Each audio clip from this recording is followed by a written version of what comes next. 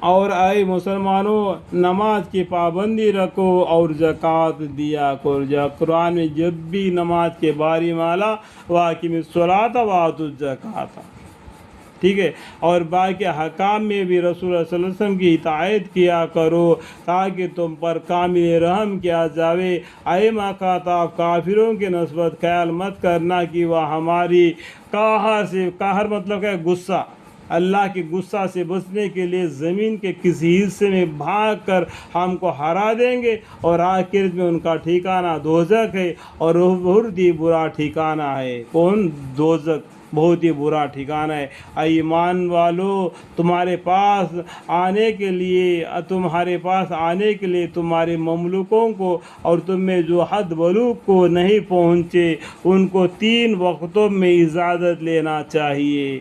یہ اللہ تعالی ہم لوگوں کو بتاتے ہیں کہ بچے ہو بوڑھے ہو اپنے گھروں میں ہم بیٹھے ہیں تو ایمان والو تم ان کے پاس ملنے کر جانا چاہتے ہو تو 3 وقتوں میں اجازت لیا کرو۔ کب؟ جب نماز صبح سے پہلے، اور رات کے حصے میں، اور دوپہر کے حصے میں جب آرام کرتے ہیں۔ اس لیے سورہ نور میں بتایا کہ کس طریقے سے ہم مسلمانوں کو بشر کرنا ہے۔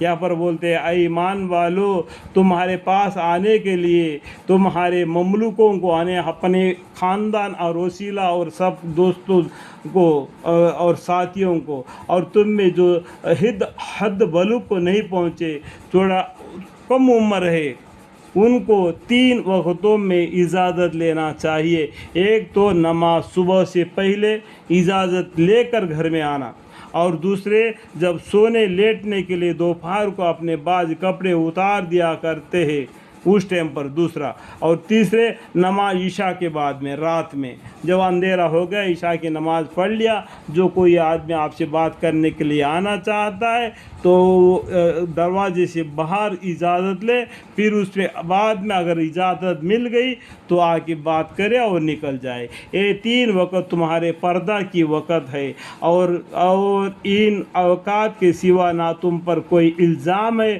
اور نہ برا اجازت چلے آنے میں ان پر کچھ الزام ہے، کیونکہ وہ اکثر تمہارے پاس آتے جاتے رہتے ہیں، کوئی کسی کے پاس اور کوئی کسی کے پاس۔ اس طرح اللہ تعالیٰ تم سے اپنے احکام صاف صاف بیان کرتا ہے، اور اللہ جاننے والا حکمت والا ہے۔